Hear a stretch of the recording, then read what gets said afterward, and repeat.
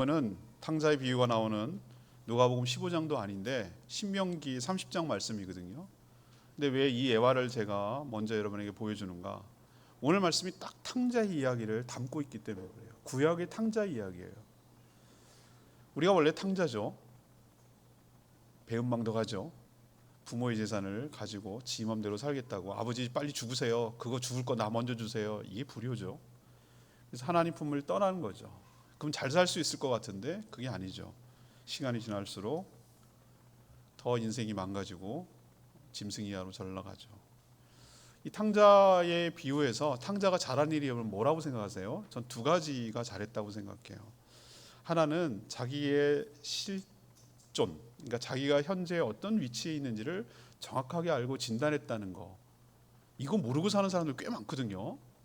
자기가 지금 현재 위치를 몰라요. 좌표를 잃어버리면 그게 방황이거든요.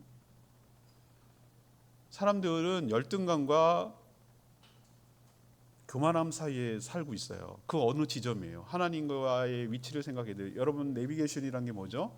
위성에서 여러분들 쏴줘서 북한에서 그걸 교란하려고 지금 막 하고 있는데, 그것을 통해서 상대적 위치를 보는 거예요. 하나님께서 내리쬐서 보여줘야 내가 지금 현재 있구나라고 생각하는데, 그게 없으면 그냥 어디로 가야 될지 모르겠어 방황하는 건데, 하나님과 나와의 관계를 생각하지 않을 때 사람은 둘 중에 하나예요. 남과 비교할 수밖에 없어요. 그래서 남보다 조금 잘난 것이 있으면 뭐합니까? 우쭐거리고 교만하고 세상 자기가 제일 잘난 줄 알고 이러고 살아가는 교만한 모습이 하나 있고요. 또 극과 극은 통하거든요. 그래서 반대 모습이 있어요. 그래서 남과 비교해 보니까 나는 이거 잘하는 것도 없고 하면은 그냥 열등감 속에 살아요. 아무것도 할 수 없고 주저주저하고 남과 늘 불평하고 비관하고, 이렇게 된 게 모두 부모 탓이고 누구 탓이고 사회 탓이고 이래가면서 원망하고 살아. 이 둘의 모습이에요. 근데 내 모습이 어떤지를 객관화시켜서 나를 정확하게 볼 수 있다는 것 자체가 굉장히 은혜고 탁월하고 잘한 거예요. 근데 이것만 잘한 게 아니라 탕자가 잘한 건 뭐냐면, 이 문제를 해결하기 위해서는 내가 아버지 집으로 가야 되겠다. 내 낯이 없지만 종이라고 써달라고 해야 되겠다. 거기 가면 최소한 먹고는 살지 않냐? 라고 생각하고 결심하고 돌이켰다는 거예요. 그리고 돌아갔다는 거예요. 이게 잘한 거예요. 우리 인생이 별거 없어요. 우리가 다 모두가 죄인이거든요. 우리가 잘한 건 뭐냐면 내가 죄인이라는 걸 직시하는 것, 그리고 하나님께 가야 내 문제가 해결될 수 있다고 돌이키는 것, 이게 잘하는 일이지 우리가 뭘 개선하고 우리가 잘해보려고 하는 것, 이거는 다 헛수고라는 것이죠. 근데 알고 봤더니 그 아버지는 우리를 뭐하고 있었죠? 돌아올 것을 간절히 눈 빠지게 학수고대 아시죠? 기다리고 있었어요. 먼 발치에서 오는 거 보고 막 뛰어나가요. 제가 그 탕자의 비유 설교할 때 말씀드렸죠. 아버지가 왜 뛰어나갈까요? 그때 당시의 문화는 지금도 마찬가지지만 어른이 막 촐싹맞게 막 이렇게 뛰어가는 거 경망스러워요. 어른답지 못해요. 근데 왜 뛰어갈까? 여러분, 왜 뛰어간다고 제가 그때 말씀드렸죠? 빨리 뛰어가가지고 누가 뭐라 그럴까봐 자기가 감싸서 앉는 거예요. 누가 뭐라 그러지 못하고 그 부끄러움을, 수치를 감싸는 거예요. 그 안아주는 렘브란트 그림 보셨어요? 제가 그 굉장한 명화인데 이렇게 손을 하나가 잡고 있어요. 하나는 이렇게 붙들고 있고, 그 자애로운 손이 이렇게 꾹 누르고 있는 게 손이 커요. 상대적으로 오른. 그거 보고 감동을 받았어요. 렘브란트 그 영화 보고서, 명화 보고서. 묻지도 따지지도 않아요. 아버지 잘못했습니다. 알죠. 돌아온 게 자체가 회개인걸요. 가락지를 껴라, 신발을 신겨라. 신발은 노예, 신이 없는 건 노예거든요. 그가 노예로 전락했다는 거예요. 신이 헤어지고 낡아져서 원래 자유인의 신분에서 노예가 됐다는 걸 상징적으로 보여주거든요. 신발을 신겨라. 이 얘기는 자유인으로서의 노예에서 해방시켜 주겠다는 걸 의미하는 거예요. 좋은 살찐 송아지를 잡고 잔치를 해라. 죽었다가 살았다고 그래서 죽었다가 살았다. 내 아들이 죽었다가 살았다. 이게 하나님 아버지의 마음인 줄로 믿습니다. 이미 용서해놓고 기다리는 거예요. 돌아오기만을 기다리는 거예요. 돌아오고서 관계가 회복되는 것 자체가 회개고요. 그럴 때 모든 것이 다 회복되는 것이죠. 우리 인생도 살다 보면 어느 지점에 딱 가요. 가다가 딱 어느 지점에 봉착하는데 이 지점이 나올 때가 있어요. 어느 지점이냐면 이건 뭔가 잘못됐는데, 이건 아닌데? 이런 생각이 드는 포인트가 와요. 인간의 인생의 시점 중에서. 그때 잘 생각하셔야 돼요. 이때가 내가 나락으로 떨어지느냐, 내가 회복할 수 있느냐, 기회예요. 기회. 딱 기회에 지금 봉착해 있는 거예요. 여러분, 이런 상황에 있을 때 절대로 절망하거나 낭망하지 마셔야 돼요. 주저앉지 마셔야 돼요. 젊은 애들이 요즘 말하는 이생망, 이번 생은 망했어, 이런 말 하지 마셔야 돼요. 여러분에게 아직도 뭐가 남아 있습니까? 기회가 남아 있습니다. 여러분이 기회가 있다고요. 기회를 잘 포착하시면 여러분의 인생도 재기할 수 있고 다시 회복할 수 있을 줄 믿습니다. 요 지점이 있거든. 오늘 말씀을 잘 들으셔서 여러분의 인생이 다시 기회를 얻어 회복하는 축복이 여러분 삶 가운데 있게 되기를 원합니다. 자, 기회를 잡으려면 첫 번째 뭘 해야 되는가? 돌이켜야 돼요. 회개해야 돼요. 같은 말이에요. 어디 방향을 어디로 잡아야 되냐? 하나님께로 돌아와야 돼요. 아무데나 돌이킨다고 되는 게 아니에요. 유턴한다고 되는 게 아니에요. 유턴할 때 어느 방향을 내가 가야 될지를 정확하게 알고 내가 살아온 모든 인생에서 돌이켜서 하나님을 향해 갈 때 그게 회개고요. 그게 여러분에게 기회를 잡는 중요한 순간이에요. 오늘 하나님께서 그렇게 살면 안 된다, 그렇게 살면 망한다라는 걸 몰랐어요. 이런 말을 할 수가 없는 게 인생이, 하나님께서 말씀을 통해서 언약을 통해서 충분히 다 얘기를 했어요. 고지했어요. 다 경고했어요. 근데 인간의 폐역함과 완고함이 뭐죠? 그것을 고의적으로 어기고 거역하는 것이죠. 이게 문제지, 하나님이 왜 법을 만들었어요? 왜 그런 벌을 주세요? 이렇게 말하는 하나님 탓하면 안 돼요. 하나님 이미 다 얘기를 했다니까요. 우리도 마찬가지예요. 야, 50km 넘어가면 교통법규 속도 위반으로 범칙금 물습니다. 알려줘요. 공지를 합니다. 고지를 하고요. 근데 고의적으로 그렇게 어기고 싶고 마음대로 하고 빨리 가고 싶은 내 육신과 내 야망이 문제가 되는 것이지, 그걸 만든 하나님께 문제가 있는 게 아니에요. 그래서 하나님이 진짜 말 그대로 법대로 했어요. 언약대로 그들에게, 언약에 나온 대로 하나님을 떠나고 지 맘대로 살고 거역했을 때 어떤 결과가 오는지를 알려준 대로 그렇게 나락으로 떨어져가지고 비참하게 된 것이죠. 탕자처럼. 세상의 인심이 다 그런 거 아니겠어요? 있을 때 얻어먹고 떡국물 떨어지니까 꼬이고 친구 모이는 거 아니에요? 진짜 친구는 언제입니까? 내가 아무것도 없고 내가 줄 수 없을 때가 남아있는 게 진짜 친구거든요. 근데 세상의 인심이 다 그래요. 끈 떨어지고 먹었고 그러면은 여러분 술술술 다 떠납니다. 여러분 경험하셨잖아요. 인생이 그런 거. 쓰면 뱉고 달면 삼키는 게 인생이고 세상이라고. 내가 뭔가 나눠줄 게 있고 뭔가 얻어먹을 게 있고 술 사주고 밥 사주고 그러면 꼬이죠. 근데 그런 게 없고 얘한테 얻을 게 없고 그러면 슬슬 피하죠. 부담만 되니까. 점점 떨어져서 어디까지 갑니까? 탕자가 돼지. 이스라엘 백성들한테 돼지는 이거는 부정한 동물이에요. 먹지도 않아요. 굽이 없고 되새김질하지 않기 때문에. 돼지를 친다? 이건 이방인이고요. 돼지를 치는 건 이방인들도 하찮은 사람들이 하는 거예요. 근데 돼지 치는 것도 비참해 죽겠는데 돼지가 먹는 쥐염나무 열매, 그게 뭔지는 모르겠으나 돼지 밥이겠죠. 그것도 없어가지고 줄여 죽는구나. 이 정도까지. 이게 무슨 얘기냐? 짐승 이하까지 내려왔다는 얘기예요. 짐승, 돼지 이하까지 내려왔다. 사람이 비참해지다 짐승 이하까지 내려오면 사람이 진짜 정말 절망하는 거죠.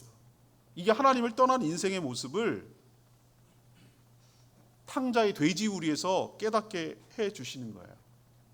근데 아까 제가 서두에 말씀드렸어요. 탕자가 잘한 게 뭐냐? 하나님의 은혜는 뭐부터 시작하는가? 하나님의 말씀이 생각나는 것부터 시작합니다. 탕자로 치자면 아버지가 생각나고 아버지 집이 생각나고. 그게 갑자기 왜 떠오를까? 자기가 비참해져 보니까 상대적으로 아버지 품에 있었던 때가 얼마나 좋았던 때인고라는 것이 깨달아졌다는 거예요.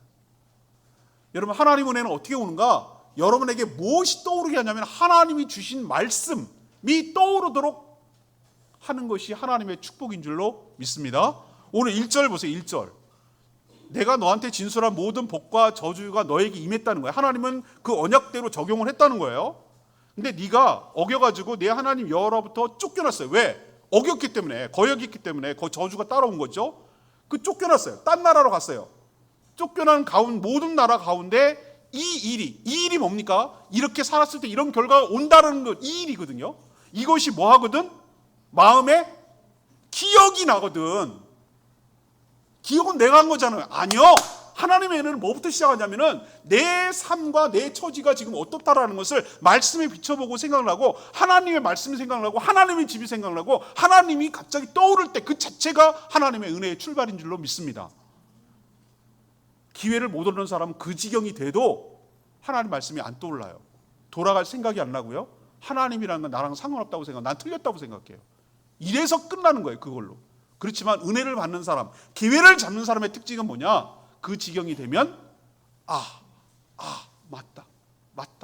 하나님, 내가 하나님을 떠났구나. 하나님 멀리 했구나. 그래서 내가 이렇게 됐구나 라고 생각이 나는 게, 그게 축복의 시작이에요.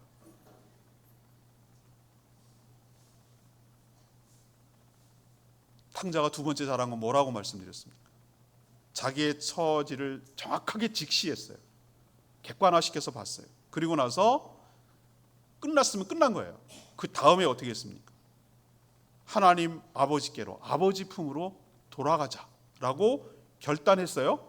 그리고 방향을 틀어서 일어나서 발걸음을 걷고 하나님께로 돌아가는 행위를 했어요.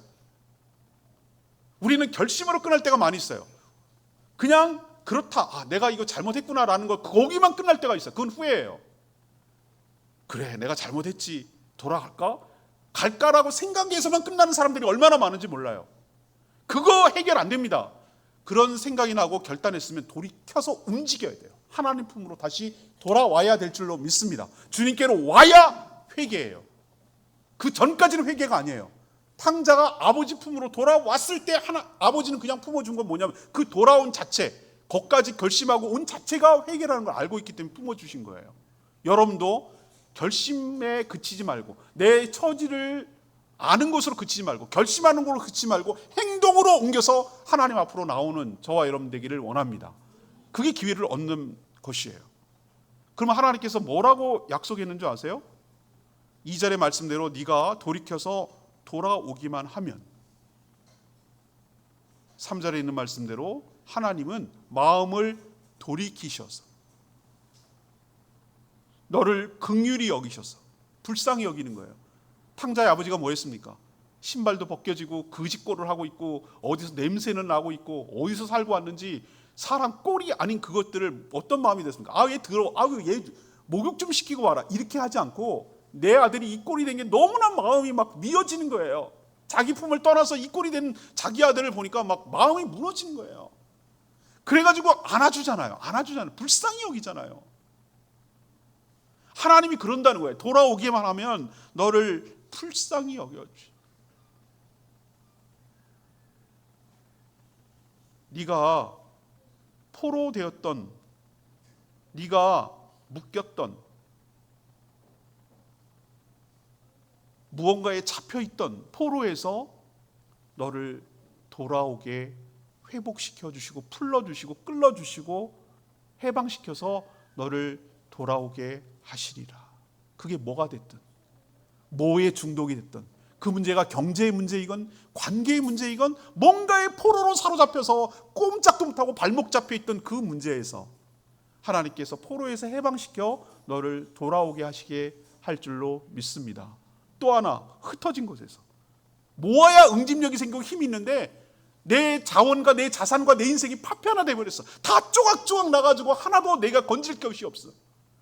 그런 모든 곳에서 다 끄집어 모아가지고 여러분을 다시 회복시켜 주신다고 약속하고 있는 줄 압니다. 5절 보세요. 내 하나님 여호와께서 너를 내 조상이 차지한 땅으로 다시 돌아오게 할 것이야. 그걸 다시 차지하게 할 것이야. 그리고 내가 너에게 선을 행하사 네 조상들보다 더 뭐하게 번성하게 하실 것이다. 이게 하나님의 약속이에요. 여러분, 그럼 어떻게 내가 기회를 잡습니까? 정확하게 1번, 내 지금 처한 정확한 인생의 좌표를 확인할 것. 이건 아니다 싶은 지점이 있으면은 그때 더 전진하거나 더 진행하거나 더 주저앉지 마시고 하나님께로 돌아오게 되기를 바랍니다. 여러분, 분명히 말하는데 회개하는 것과 후회하는 것은 전혀 달라요. 후회는 뭐냐? 그냥 그렇다고 지난날을 감정적으로만 하는 것을 말하는 거예요. 회개는 지정의, 인격적으로 해야 돼요. 인격적으로. 하나님이 인격체인 것처럼 우리도 인격이 있거든요. 인격의 구성 요소가 지정의예요. 지는 뭐냐? 아는 거예요. 아는 거. knowledge. 아는 거예요. 아, 내가 하나님 앞에 이러이러한 죄를 졌습니다라고 정확하게 내가 무엇을 잘못했는가. 하나님 품을 떠나 하나님을 배반하고 하나님을 멀리 떠난 것이 죄구나라는 것을 직시하고 아는 거예요. 아는 것부터 시작해야 돼요. 알지도 못하고 모르고도 지은 죄, 알고도 지은 죄 회개다. 그건 회개가 아니에요. 하나님 그런 식으로 회개받잖아요. 정확하게 내가 무슨 문제가 있는지, 내가 무슨 죄를 졌는지 직시하고 인정하고 고백할 때 회개 시작이에요. 두 번째는 뭐냐? 그 죄에 대해서 슬퍼하고 후회하고 그렇게 살지 말았어야 되는데 라고 내가 왜 그랬을까라고 그 죄를 미워하고 하는 것, 감정적인 요소가 있어야 돼. 이때 눈물 흘릴 수도 있고 안 흘릴 수도 있어요. 세 번째는 뭐냐? 이게 중요해요. 의지적 결단이 중요해요. 내가 하나님께로 돌아가야 되겠다. 이렇게 살면 안 되겠다. 감정에서 멈추지 마시고 하나님께 돌아오는 의지적 결단과 행동이 있을 때 그때 여러분에게 기회가 다시 오게 될 줄로 믿습니다. 절대 좌절하지 마세요. 절대 포기하지 마세요. 이생망이란 말 하지 마세요. 내 인생은 이번에는 틀렸어. 그런 말 하지 마세요. 하나님께서 여러분에게 기회를 주시려고 지금도 준비하고 대기하고 있어요. 여러분이 어떻게 하느냐에 따라 기회는 주어질 거예요. 다시 돌이켜 하나님께로 돌아오는, 그래서 기회를 잡는, 재기할 수 있는 기회를 잡는 저와 여러분 되기를 소망합니다. 두 번째 얘기는 뭐냐? 가까이 있는 말씀을 마음으로 지켜야 여러분에게 기회가 있어요. 이게 여러분에게 기회를 주시는 하나님의 배려예요. 이게 축복이에요. 기회는 갑자기 어떻게 오느냐 하면은, 우리가 생각할 때 무슨 금덩어리가 떨어지고 로또가 붙고 이런 게 기회라고 생각하는데 그게 아니고, 여러분이 마음속으로 말씀을 생각나서 지킬 수 있게 해주시는 것 자체가 여러분에게 기회를 주는 거예요. 그래야 여러분에게 축복이 다가오니까. 우리가 하나님께로 돌이키고 왔다는 것은 우리가 어떻게 알겠습니까? 얘가 회개했다는 걸 어떻게 알겠죠? 그 탕자가 돌아와서 어떻게 했을까요? 아버지 또 한 몫 주세요, 또 나가게요, 이러면 회개한 겁니까? 아니죠. 그건 회개한 게 아니에요. 자기가 잘못한 걸 알고 이렇게 품어주시고 안아주시는 하나님 은혜가 너무나 감사해서 이제부터는 아버지 품에서 아버지의 뜻을 따라 아버지의 기쁨이 되도록 그렇게 정말로 순종하며 잘 좋은 아들로 살았을 거예요. 그 뒤에 얘기가 그럴 거예요. 저는 안 봐도 그거 알잖아요. 여러분 정말 은혜를 진짜로 받았다면 그렇게 하겠어요? 아버지 또 하나 주세요, 나 나가게요, 이러면 회개한 거냐고. 그게 회개한 거 아니에요. 우리가 진짜로 회개했다는 것을 어떻게 알겠습니까? 저 사람이 회개한 걸 어떻게 알겠습니까? 그 전과는 달리 이제부터는 하나님의 말씀, 하나님의 명령, 이것을 마음과 뜻을 다해 온전히 청종하는 것을 통해서 아는 거예요. 그게 2절에 나와요. 2절 말씀 보십시오. 2절에 뭐라고 그랬습니까? 너와 내 조상 내 여호와께로 돌아와서 내가 오늘 너에게 명령한 것을 온전히 따라 마음을 다하고 뜻을 다해서 여호와의 말씀을 청종하는 것. 이게 돌아오는 거고 이게 회개예요. 회개한 증거예요. 근데 많은 사람들이 말씀을 순종해야 된다는 얘기를 하면 어떤 반응을 하는가? 11절에 있는 말씀처럼 반응을 해요. 11절에 뭐라고 그랬습니까? 내가 오늘 너에게 명령한 이 명령은 너에게 어려운 것도 아니요 먼 것도 아니라고 그랬어요. 대부분의 사람들은 이렇게 합니다. 회개하고 돌아오면 하나님 말씀을 지키는 것이 회개하고 돌아오는 거라며요. 근데 난 말씀을 모르겠어요. 어려워서 힘들고 멀고 어렵고 정말 천상에 있는 딴 세계 같고 나랑은 상관없는 것 같고 난 도저히 못 따라할 것만 같아요 라고 그렇게 생각을 하는 경향이 있어요. 그래서 하나님께서 어떻게 해결책을 주셨냐면은 6절에 있는 말씀이 하나님이 해결책이에요. 내 하나님 여호와께서 내 마음 그리고 내 자손의 마음에 무엇을 베푸사? 할례를 베푸사 너로 마음을 다하고 뜻을 다해서 여호와를 사랑하고 너의 생명을 얻게 하실 것이다. 이게 하나님이 말씀이 어렵지 않게 하고 복과 생명을 얻게 하는 하나님의 해결책이에요. 할례가 뭐예요? 이스라엘 남자들 태어나면 8일 만에 이름을 져주고 생후 8일 만에, 정확한 그건 아닌데 포경수술하는 것처럼 그렇게 남자아이들에게 하는 의식을 할례라고 불러요. 그래서 다른 민족과 이 이스라엘 민족은 거기서 차이가 나요. 몸에다가 표시를 해놨어요. 그게 할례예요. 근데 저는 할례에 대해서 깊이 묵상하고 하다가, 이건 지난번에 말씀드렸는데, 왜 여러 부위가 있잖아요. 여러가 표시낼 수 있는 부위가, 신체 부위가 많잖아요. 근데 왜 그 부위죠? 제가 생각을 해봤어요. 그러다가 어느 날 화장실 가서 깨달았어요. 왜 화장실 가서 깨달은 줄 아세요? 평균 남자든 여자든 간에 평균 적어도 하루에 소변을 보는 게 5회. 많은 사람은 8회 정도가 된다고 그래요. 5회에서 8회 정도 하루. 근데 남자들 같은 경우 어떻게 합니까? 뭐 안 그런 사람도 앉아서 보는 사람도 있습니다만 보면은 소변 볼 때마다 확인해야 돼요. 그러면서 뭘 확인하는 겁니까? 아, 내가 하나님의 택한 언약 백성이지. 나는 쟤네 이방인들하고 차이가 있지, 차별화가 돼 있지 라는 것을 끊임없이 자기 정체성을 확인하기 위한 가장 확실한 방법이 그 방법이더라고요. 하나님 굉장히 지혜로운 분이에요. 근데 여기에 육체의 할례를 행하라고 하지 않았어요. 마음의 할례를 행한다고 그랬어요. 그럼 육체의 할례가 아니라 마음의 할례는 뭐가 육체의 할례와 다른데? 표시가 나는 건 맞아요. 근데 하나님은 이 율법책에다가 신약의 내용을 걸어놨어요. 저는 이것이 이 신명기에서 굉장히 탁월한 서술이라고 저는 생각하는 사람이에요. 이것이 신약에 넣으면 뭐라고 그럽니까? 뭐라고 얘기를 하냐면 너희는 육체의 할례를 받지 말고 마음의 할례를 받으라고 그래요. 근데 마음의 할례가 뭐냐? 너희에게 선물로 주신 성령을 받는 것이 마음의 할례인 줄로 믿습니다. 성령을 너희에게 주시겠다는 거예요. 성령을. 하나님이 마음의 할례를 그걸로 표시나게 하겠다는 거예요. 그러니까 가능한 거예요. 어떻게 가능한가? 내 안에 내가 예수 그리스도를 영접함으로 믿을 때 내 안에 누가 들어오시냐면은 하나님의 영이신 성령이 내 안으로 들어오신 줄로 믿습니다. 성령이 내 안에 들어오면 성령께서 하시는 일이 뭡니까? 하나님의 말씀이 생각나게 하고 하나님의 말씀이 이해되고 하나님의 말씀이 살아갈 수 있도록 우리에게 인도해 주시고 가르쳐 주시고 깨우쳐 주시고 이끌어 주시는 줄로 믿습니다. 성령을 받은 사람과 마음의 할례를 받은 사람과 안 받은 사람의 차이가 뭐냐? 제가 말씀을 선포해 보면 알아요. 눈이 여러분의 창문이에요. 전 여러분의 눈을 찾아보고 지금도 설교합니다. 여러분이 흡수력을 보는 거예요. 저는요. 이 사람이 신앙이 성장하겠다 안 했다 그거 보면 알아요. 저는. 제가 지금 몇십 년 목회를 했는데 그걸 모르겠어요? 저분이 성령을 받았다라고 하면 말씀이 선포되는 순간 흡수합니다. 그리고 거기에 말씀에 반응을 해요. 근데 성령을 받지 않고 마음에 가려져 있는 사람들의 특징이 뭐냐면 아무리 말씀이 선포되고 튕겨나가요. 말씀이. 왜 그런가? 마음의 할례를 안 받았거든. 말씀과 나랑 아무 상관없거든요. 근데 성령께서 일단 말씀을 받게 만들어 놓고 그 말씀이 무슨 뜻인지 이해하게 만들고 그 말씀을 이해할 뿐만 아니라 그렇게 살 수 있도록 내 안에서 도와주시고 깨우쳐 주시고 말씀이 생각나게 하시고 인도해 주시기 때문에 그렇기 때문에 말씀이 어렵거나 멀지 않다라고 말하는 거예요. 하나님께서. 왜? 내 안에 있거든요. 이보다 가까운 게 어딨냐고요. 성령께서 친절하게 다 이 무슨 말씀인지 가르쳐 주시니까 이거보다 쉬운 게 어딨냐고요. 그대로 따라서 하면 되니까.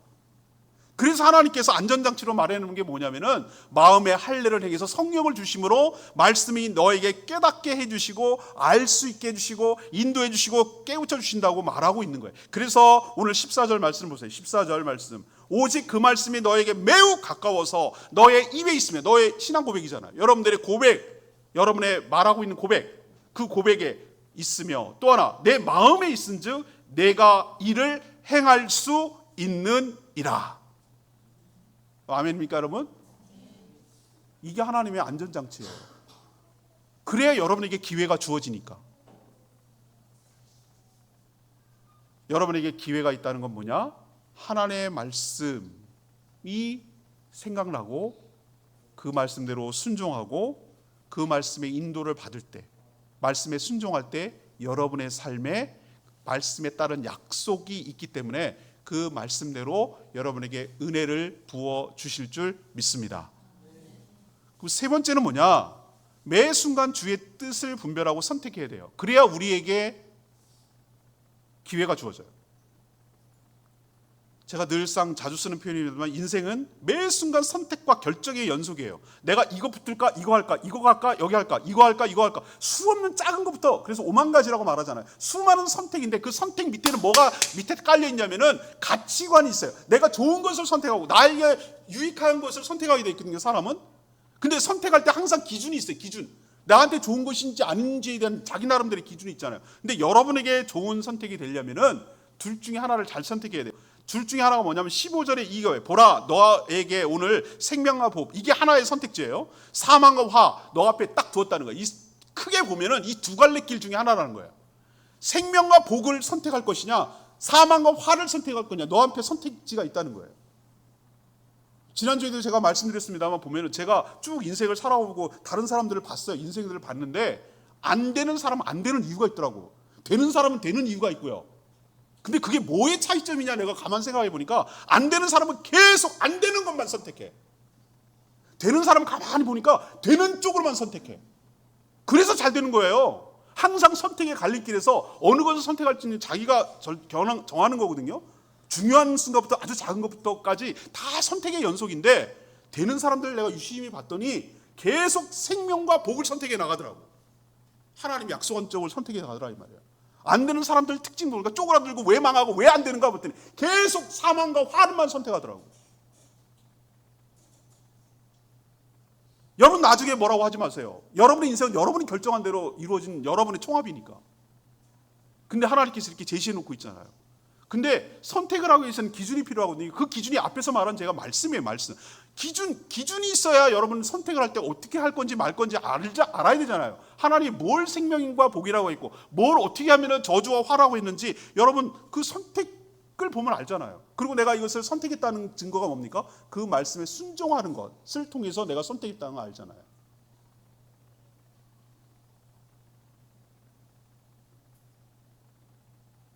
하나님께서 여러분을 복을 내려주실 때 내가 선택했잖아요. 그 결과가 이거잖아요. 라고 착각하시면 안 돼요. 하나님은 여러분에게 이미 사랑하셔서 복을 준비해 놨어요. 그 몫을 가져가는 단추가 그 선택이라는 것 뿐이에요. 여러분들이 뭘 해서 하나님께 복을 받으려고 하지 마시고 이미 하나님께 복을 받아 있다니까요. 하나님께 가기만 하면 다 복이 있다니까요. 하나님의 좋은 것이 다 여러분의 것이라니까요. 아버지 집에 가면 아버지께 곧 내 거라니까요.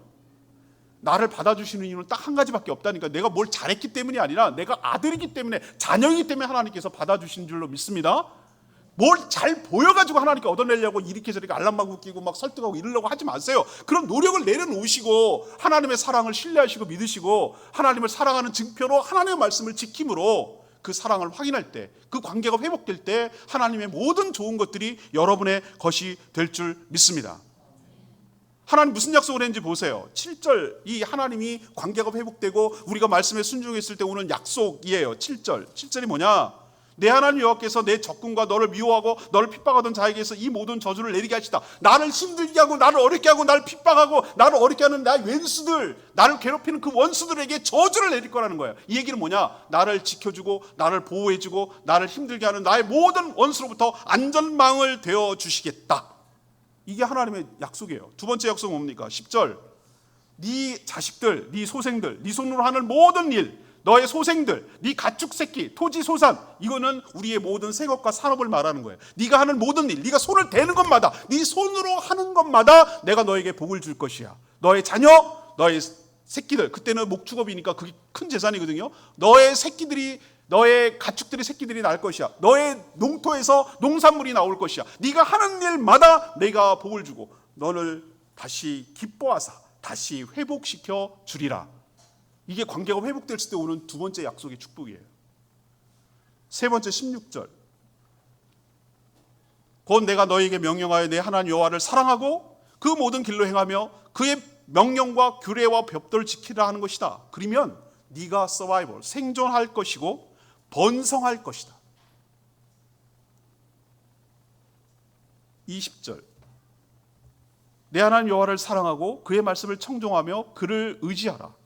그가 너의 생명이 되고 너의 장수가 되리라. 네가 살아가는 생명의 근원이 거기서 나올 것이고 네가 롱런 오랫동안 그것을 유지할 수 있는 근거가 거기에 있다. 이게 하나님이 회복됐을 때 기회를 잡았을 때 오는 약속의 축복인 줄로 믿습니다.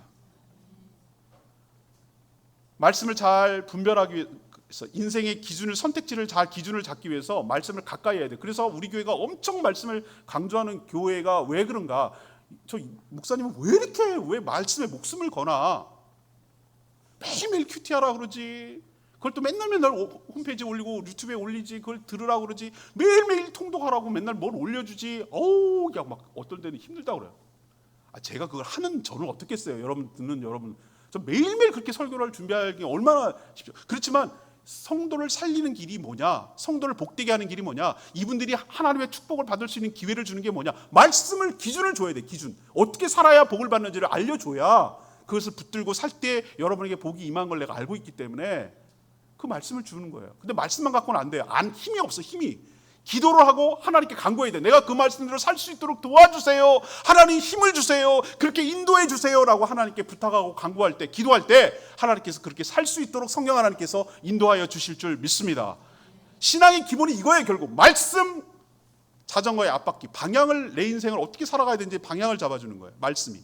뒷바퀴, 힘을 내야 균형 있고 좌우로 쓰러지지 않아요. 계속 가야 돼요. 전진하면 안 돼요. 중도에 중단하면 쓰러져요. 신앙은 중도에 이렇게 중간은 없어요. 계속 쳇바퀴를 돌려야 돼요. 계속 돌려야 균형이 유지되고 전진하는 거예요. 그 돌리는 힘, 기도예요. 기도를 통해서 계속 힘을 넣고 불어넣어줘야 전진하게 되고 좌우로 쓰러지지 않아요. 이 두 가지를 명심하라고 그렇게 굉장히 강조하는 이유가 거기 있는 거예요. 여러분들이 복받고 잘 살기 위해서. 오늘 예화를 하나 하고 마칠까 해요. 최근에 어제 그제 며칠 전에 있었던 우리 주일학교 어떤 어린이가 있어요. 우리 교회 방방이가 여기 있거든요. 아이들 방방 뛰고 너무 좋아해요. 근데 이거 타느라고 오늘도 예배는 드리고 싶지 않고 이거는 타고 싶고 그래 온 애들 있어가지고 지금 난리예요.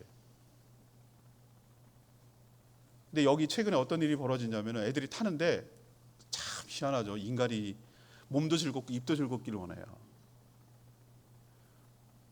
누구라고 말 안 하겠는데 뭐 텔레비 볼 때마다 영화 볼 때마다 이거 먹어야 되는 사람이 있어요. 이 씹어야 맛이 있고 영화가 더 재밌나 봐요. 놀 때 그냥 놀았으면 좋겠는데 꼭 뭘 먹으려고 그래. 아이스크림 사다 묻히고 버리고 사탕 사다 버리고 뭐 하다 버리고.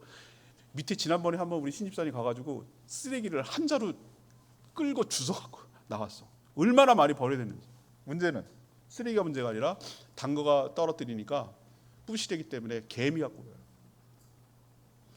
이 숲에 있는 그 개미들이 다 바글바글 타고 올라가가지고 막 진을 치고 있어요. 방방이. 개미약 한 통 다 써가지고 내가 죽였어요. 버려 막 해가지고 다 죽여요. 그런데 계속 그 부시래기 떨어지니까 또 모이는 거예요. 그래서 애들한테 뭐라고 부탁했냐면은 먹을 거 들고 가지 마라. 먹고 가라. 아니면 타고 와서 먹어라. 제가 사탕을 하나씩 아이들한테 주거든요. 오면은 1인 1개, 1인 1개 그거 딱 원칙을 세워놨어요. 주거든요. 근데 어떤 애가 네 그러고 가서 몇 번이고 뭐 이래 안 돼. 그 원칙을 지켜야 돼. 그랬더니 사탕을 안 주니까 지가 사가지고 저기 옆에 마트 있거든요. 사가지고 지네 과자를 여기서 먹다가 널브러져갖고 막 신나게 깔깔리고 노는 것을 뒷골이 쎄 해가지고 내가 사무실에 나와가지고 창문으로 눈이 마주쳤어. 나와. 아웃. 나가가지고 잘못세를 걸으려고 하니까 목사님 이거 드릴게요. 안 먹겠다. Too be late. 늦었어. 지은 죄를 알지? 나를 기만하고 나를 속이고 그랬단 말이에요. 너는 오늘 내일 모레 3일 동안 못 타. 일요일 날 와. 그래서 일요일 날 온 거예요 지금.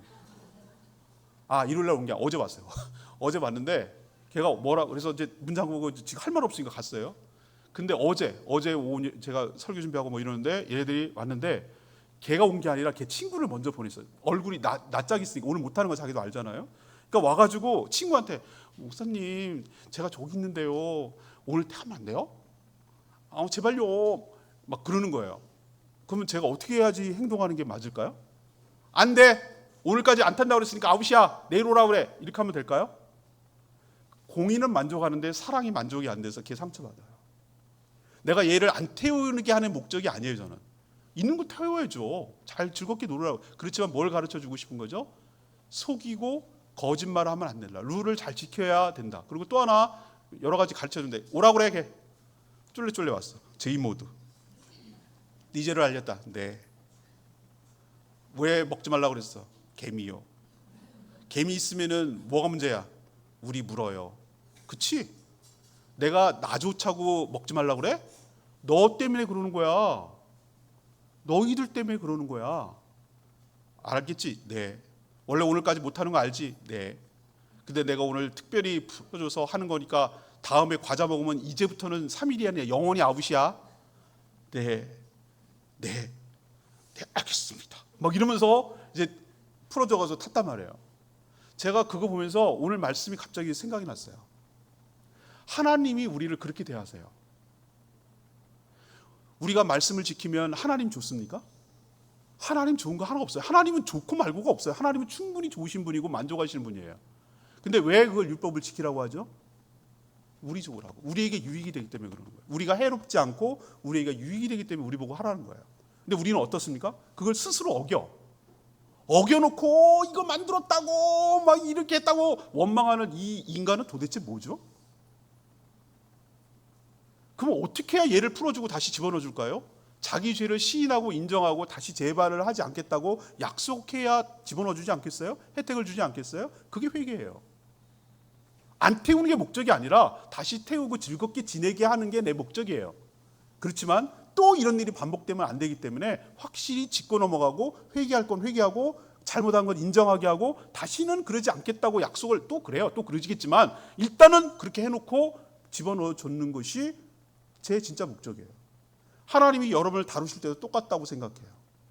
여러분들을 회개하라는 이유는 왜 쥐어짜가지고 우리를 막 주리를 뜨려고 그래? 이 개념이 아니라 다시 재발하지 않고 여러분이 행복하게 살기를 바라는 하나님 아버지의 마음 때문에, 그래서 용서를 해주고 싶고 다시 혜택을 주고 싶은 하나님의 마음 때문에 그러는 거예요.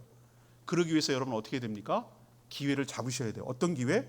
회개를 통해서 다시 관계가 회복되고 용서받을 수 있는 기회를 붙드시기를 바랍니다. 알량한 자존심 좀 내려놓으라고요. 하나님 앞에 자존심 세워서 뭐 할 건데요? 겸손하고 진솔하게 하나님 앞에 잘못을 용서를 구하고 다시 관계가 회복돼서 은혜를 누리시기를 바랍니다. 그게 어떻게 회개했다는 걸 안다고 그랬죠? 말씀을 지키고 순종하는 거.